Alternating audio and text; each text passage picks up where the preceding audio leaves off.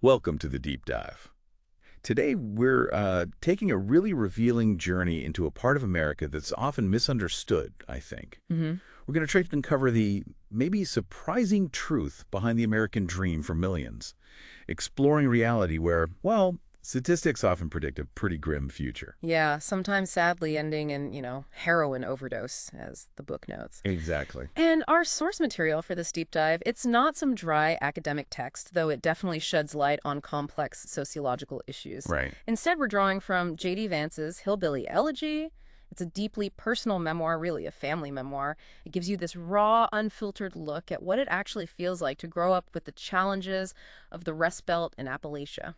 And our mission for you today, really, is to pull out the most important nuggets of knowledge, the key insights from this unique perspective. Hmm. We want to give you a kind of shortcut to understanding the complex interplay of culture, Mm-hmm. identity, social mobility, all that stuff, complete with surprising facts and, yeah, sometimes some difficult contradictions. Definitely some contradictions. So let's dive right in, starting with the cultural heart of what Vance is exploring. Hashtag tag I, the cultural tapestry of the Scots-Irish hillbilly. Okay. Okay, so Vance opens his story not by claiming some huge, extraordinary feat. Instead, he highlights something he calls quite ordinary. Right. But it's something that surprisingly doesn't happen for most kids from his background. You know, growing up poor in an Ohio steel town, a family struggling with addiction, grandparents who didn't finish high school. Yeah. For kids like him, the stats are, well, they're pretty dire. What does that modest starting point tell us about the bigger picture he's painting? Well, it immediately sets up the core tension, doesn't it? Achieving something that seems ordinary, escaping poverty, escaping addiction, is actually, for many in his community, an extraordinary achievement. And what's fascinating is how he then brings in this ethnic component. He doesn't identify just as, white American. No. He's specific. Millions of working-class white Americans of Scots-Irish descent. And for them, poverty isn't some recent problem. He calls it practically a family tradition. Wow. Yeah, their ancestors were day laborers back in the southern slave economy, and sharecroppers, coal miners, later machinists, mill workers. It's a long history. Okay. He uses those familiar terms, hillbillies, rednecks, white trash. Right, the loaded terms. Exactly. But then he quickly pivots and says neighbors, friends, and family. It grounds it. And he really emphasizes that the Scots-Irish are one of America's most distinctive subgroups. I think he quotes someone calling them far and away the most persistent and unchanging regional subculture in the country. That's right. With remarkably stable family structures, religion, politics, they've got this intense loyalty, fierce dedication to family and country. What also? But also, yeah, a profound distrust, even dislike of outsiders, whether it's based on how they look, how they act, or, and this is significant, how they talk. Vance just sums it up. I am a Scots-Irish hillbilly at heart. So what are the implications of that deep-seated identity? Well, it means we're looking at a culture that's developed its own rules, its own coping mechanisms over generations, often, in relative isolation. And if ethnicity is one piece, geography is the other big one. Vance talks a lot about Greater Appalachia, this huge region, Alabama up to New York, but with this incredibly cohesive culture. And it's a region facing immense challenges. He calls it a hub of misery. Yeah, that's a stark phrase. Low social mobility, poverty, high divorce rates, and this just devastating drug addiction crisis. Right. He also points out its political shift, from Democrat to Republican after Nixon. That really reshaped American politics. But what really stands out, I think, is how Vance pushes back against the simple narrative, the idea that it's just about economic insecurity. Exactly. He tells that story about his coworker at the tile warehouse, Bob. Oh, yeah, Bob. Chronically late, taking these super long breaks, and then just explodes when he gets fired, yelling about his pregnant girlfriend. Right. So what's Vance getting at with that story? It's not just about Bob being a bad employee, is it? No, not at all. It reveals this frustrating paradox he observes. Bob's behavior and Vance's own experiences suggest a culture that, in his words, increasingly encourages social decay instead of counteracting it. That's a heavy statement. It is. The key insight, I think, is that while economic hardship is absolutely real, Vance argues these deep-seated cultural issues, maybe learned helplessness, distrust of institutions, impulsive behavior, they also actively contribute to the community's struggles. So it complicates that it's just about jobs idea. Hugely. It's an uncomfortable truth, So he's not just pointing fingers. He's trying to understand these really complex dynamics. Exactly. And he's very careful to say, look, I'm focusing on working class whites, but not arguing that we deserve more sympathy than other folks. He says flat out, I have known many welfare queens. Some were my neighbors and all were white. He wants you to understand how class and family affect the poor, period, without filtering it through race or saying one group's pain matters more. Jackson, Kentucky. That place is so central to his childhood memories. He paints it as this paradise at first, right? Yeah, as a kid, it was all chasing turtles and snakes, the mountains. He was totally unaware of the ever-present poverty. But the reality was completely different. Oh, absolutely stark. Nearly a third of the town, half the kids, in poverty. Prescription drug epidemic raging, public schools so bad the state had to take over, widespread physical unhealthiness. And it's where he introduces this really striking, maybe disturbing concept, hillbilly justice. Yes, embodied by the Blanton men. He saw them as hillbilly royalty, the enforcers of hillbilly justice. Like his Uncle Pet, the story about Big Red. Oh, that's unforgettable. Uncle Pet, fierce temper. This truck driver, Big Red, insults Pet's mother, so Pet pulls him from the truck, beats him unconscious. And the electric saw. Yeah, runs an electric saw up and down his body. But here's the kicker.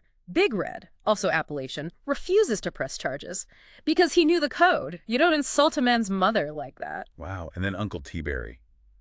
That's even more, Shocking. yeah. A young guy makes a crude comment about Mama's underwear. T-Berry drives home, gets a pair, comes back, and forces the kid at knife point to eat them. Eat them. Eat them. Vance says these stories made him feel like hillbilly royalty because his family was on the right side of these extreme acts. What does that tell us about their, internal logic, their own social contract? Well, it's not just about the violence itself. It's a window into a culture where trust in outside institutions, police, courts is incredibly low. Right. So this raw, immediate form of justice becomes the default. It shows this fierce, almost primal self-reliance, intense loyalty to family, but also this deep isolation from the mainstream. The rule of law kind of takes a back seat. And this avoidance, it seems to apply to other hard truths, too. Like the Mountain Dew mouth story. Exactly. ABC News does a report on dental problems from sugary drinks, common there. The reaction wasn't concern, it was just scorn for the reporters. Vance notes people preferred to avoid uncomfortable truths or pretend better truths exist. Why is that such a barrier? Why is that avoidance so critical? It's a huge insight. In the short term, maybe it helps you cope, right? Psychological resilience, don't dwell on the bad stuff. Yeah, protects you a bit. But long term, it completely hinders honest self-assessment. If you can't or won't look clearly at the problem's health, economy, cultural patterns, you can't develop real solutions. You get stuck. It keeps communities trapped in cycles they won't even acknowledge. Precisely. Okay, so this brings us to a really crucial turning point. Yeah. His grandparents, Mama and Papa, their story really starts back in 1947. Mama was only 14, Papa 17, getting married in Jackson, Kentucky. Young. Very young. But there's a bit of a scandalous backstory, a family legend. Oh, yeah. The legend goes that Papa actually cheated on Mama's best friend, Bonnie South, with Mama, and she got pregnant. So you had pressure from a grizzled great-grandfather, pressure from the Blanton brothers. The enforcers. The enforcers. And that pressure basically pushed them to pack up and move north fast. It was the catalyst for a whole new life. And their story, it wasn't unique, right? It was part of this massive movement, the Hillbilly Highway, he calls it. Absolutely. Millions of Appalachians migrated north looking for work. The scale is incredible. In the 1950s, 13 out of every 100 Kentuckians left the state. 13%. Yeah. And by 1960, something like 1 million Ohioans had been born in Kentucky, West Virginia, or Tennessee. Wow. And how did that shape the places they moved to? Well, what's interesting is how hiring worked. It was often family-based in those Midwestern factories. So you move where your cousin or uncle works. Chain migration. Exactly, chain migration. So entire communities, entire slices of Appalachian culture got transplanted almost overnight. It wasn't just individuals assimilating slowly. And what kind of welcome did they get? Vance talks about a dual stigma. Yeah, it came from both directions. Back home in Kentucky, they might get accused of getting too big for their britches, thinking they were better now. And there was this strong expectation to return regularly, over 90% visited home throughout their lives. 1 in 10 drove back monthly, even when it was a 20-hour drive in the 50s. That's dedication. And from the new neighbors in Ohio. Often deep suspicion. The established middle-class Ohioans, they didn't really approve of the large families, all the extended relatives living close by, the different customs. Yeah. Academics even noted these white hillbillies disrupted a broad set of assumptions about how white people were supposed to behave. They were compared to black Southerners arriving in Detroit, facing similar kinds of prejudice. And you see these cultural clashes, like that great anecdote about the chicken man. Oh yeah, Pawpaw's friend, the mail carrier who just slaughtered chickens in his yard, horrified the neighbors. Understandably. Which then led to Mama's colorful commentary on fucking zoning laws. Right. Who are you to tell me what I could do on my property? Exactly. It highlights that clash perfectly. Which leads us to Middletown, Ohio, where the grandparents finally settled. Okay, Middletown, what was it like initially? In its heyday, it was a classic industrial powerhouse. Built on the Miami River, pretty generic working-class town, racially diverse, culturally conservative. Life revolved around companies like Armco Steel. But then, the decline set in. Vance describes it as a slow erosion, not a sudden collapse. That's a good way to put it. The downtown emptied out, stores closed, pawn shops and payday lenders moved in. That Grand Sork mansion got subdivided into apartments. Main Street became a hangout for, as he puts it, druggies and dealers. It's a familiar story for many Rust Belt towns, sadly. It is. And what's really concerning is how this decline showed up in housing patterns. Residential segregation, but based on class. How so? The number of working-class whites living in high-poverty neighborhoods basically jumped from about 25% in 1970 to 40% in 2000. Probably higher now. And that creates a trap, right? A vicious cycle. Property values fall, so the tax base shrinks, which hits schools and public services hard. Then anyone who can leave does leave. And that effectively spreads the problems of bad neighborhoods outwards, even into the suburbs sometimes. You mentioned Armco Steel. Mama famously said, Armco built this fucking town. She did. And it was true. Armco funded parks, schools, employed thousands, including Pawpaw. He made a good living there without much formal education. It was the engine. But Vance notes a shift. His friends, his generation, they didn't really aspire to those Armco jobs. They kind of took it for granted. Yeah, and even Pawpaw, despite his own path, wanted Vance to make his living with his mind, not his hands. It shows that generational shift in what the American dream even meant, moving away from manual labor. Which brings us to education and expectations. Crucial point. In Middletown, 20% of high school freshmen don't even graduate. Very few go out of state for college. Yeah. And there's this pervasive belief that success is mostly luck or just raw talent, not really about sustained hard work or grinding it out. And Vance points out a disconnect there, right? Between the talk about hard work and the reality. Yeah, he does. He notes that while people in places like Middletown often talk about working more than they actually work, surveys suggest the idea that working-class whites work more hours is often demonstrably false. That's a tough thing to hear. What's behind that disconnect? Is he saying they're lazy? No, I don't think it's about laziness necessarily. It's more complex.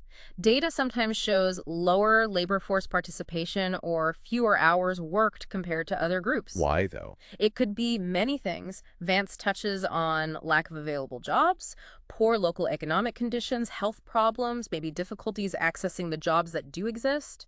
It's more about perception versus the often harsh reality on the ground. And tied into this was a real ignorance about how to achieve white-collar work.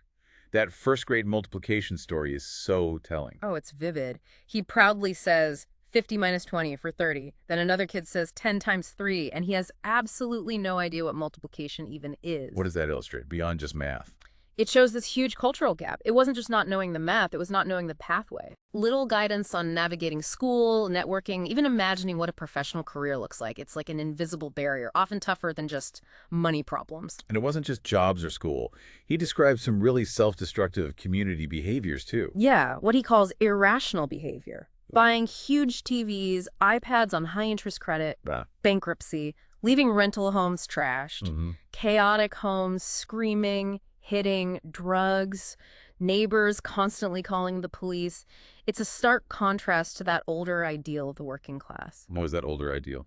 He contrasted the sort of old-fashioned, quietly faithful, self-reliant image versus what he saw as this consumerist, isolated, angry, distrustful new reality. So the behaviors aren't just individual failings. He sees them as symptoms of a deeper cultural dysfunction, where immediate gratification, financial chaos, domestic turmoil become the norm, and that really hinders any kind of stability or planning for the future. Hashtag track 3, a journey of trauma, resilience, and transformation. Vance's own childhood sounds incredibly unstable. 9 homes in 6 years. Domestic violence, his mom's drug issues, run-ins with the law, just relentless chaos. It really was constant upheaval. Amidst all that, who provided any stability? Was there anyone?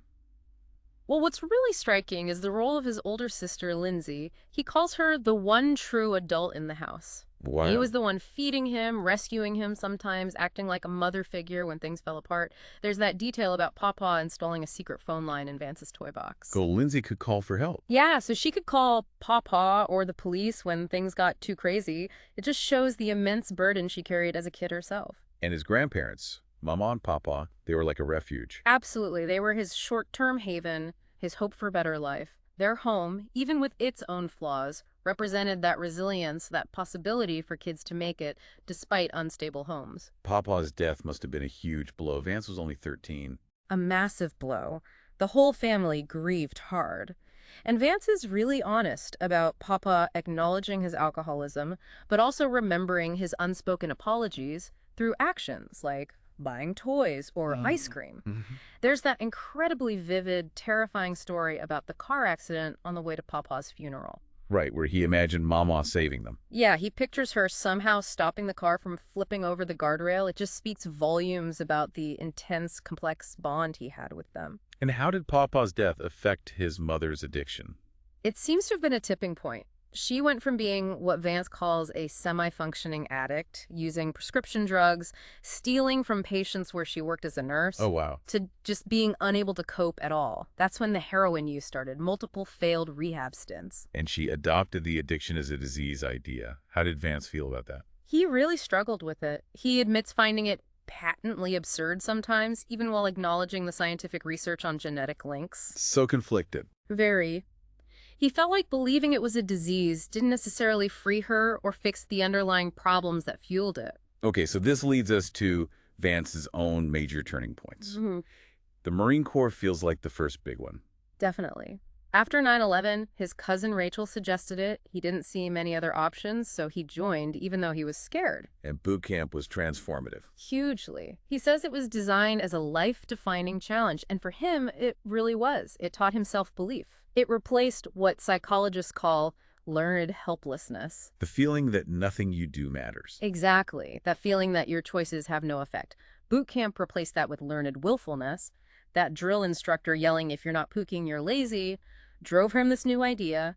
Effort equals results. It was a fundamental rewiring for him. And then there was that small moment in Iraq with the eraser. Yeah, seemingly small but profound for him. He's a Marine, far from home, gives this little eraser to a shy Iraqi boy. And the boy's reaction. His face just lit up with joy over an eraser. And seeing that, Vance says, sparked this major shift inside him. All that resentment he carried about his clothes, his house, Papa's death, it started to fade. He began to feel truly grateful for what he did have. Perspective. Huge perspective shift. Plus, the Marines just taught him practical adult skills, finances, fitness, leadership stuff he hadn't learned growing up. And after the Marines, his academic rise was pretty amazing. Ohio State, paying his own way, top grades, double major, summa cum laude. Remarkable considering his earlier struggles in school. But he also notes he became part of that brain drain. Right. The talented kids who manage to leave struggling towns often don't come back. Yeah, most of his friends who found success also left Middletown. Then came Yale Law School. That must have been intense culture shock. Oh, absolutely. He describes himself as a big Marine with a Southern twang, feeling like an awestruck tourist in nerd Hollywood. Nerd Hollywood, I like that. And the class divide was just immense. He estimates 95% of his classmates were upper middle class or wealthier. They just never worried about money in the same way. He tells that story about cleaning up the chicken joint mess. Yeah, after a recruiting dinner, there's this huge mess, and only one other student, also from a poorer background, helps him clean it up. Everyone else just left. Tells you something. It does. And he found it totally bizarre when classmates would call parents who were like a surgeon and an engineer, middle class. It was just a different planet. A different definition of middle class, yeah. Yeah. And this upward mobility, it came with this weird feeling like being a traitor. Totally. He felt really uncomfortable initially, telling these lies about his past to fit in. He decided he had to be open about where he came from. But that wasn't easy either. No, it created this internal conflict, that traitor feeling. He remembers this awkward moment at a gas station seeing a woman in a Yale t-shirt, and he lies, says he didn't go there. He felt caught between being Yale law student JD and Middletown kid JD. It's that really uncomfortable tension of identity when you cross class lines. So to understand the roots of some of these struggles, Vance brings in this really important concept: adverse childhood experiences, or ACEs. Yes, ACs. These are traumatic events in childhood, things like parents insulting you, physical violence, divorce, substance abuse in the home, witnessing domestic violence. Stuff that's sadly much more common in communities like the one he grew up in. Significantly more common, and the impact goes way beyond the initial trauma. How so? What are the long-term effects? They're linked to long-term health problems, relationship difficulties, and crucially, they can actually hardwire the brain for conflict. Hardwire the brain for conflict. What does that mean? Think about it. If you grow up with constant stress, like having, in his words, the bear come home from the bar every night, your brain's fight or flight system is always switched on. Hypervigilant. Exactly. So even when the danger isn't actually there anymore, your brain is still primed for conflict. It makes people prone to angry outbursts, deep mistrust. It's a biological result of chronic trauma. And realizing this was a turning point for Vance personally, wasn't it? He saw patterns in his own behavior. He did. He noticed himself having outbursts, yelling at his girlfriend Usha, wanting to run away from conflict, things that mirrored his mother's behavior. So how did he start to break that cycle? Usha's calm responses were key. They helped him see it. And then the power of talking about it, of shared understanding. He started discussing ACEs with his Aunt Wee and his sister Lindsay. And they'd experienced similar things. They realized they had similar struggles. Aunt Wee admitted she used to physically brace herself for arguments with her husband, like getting into a fighting stance without even realizing why. It showed how deep that hardwired for conflict thing went.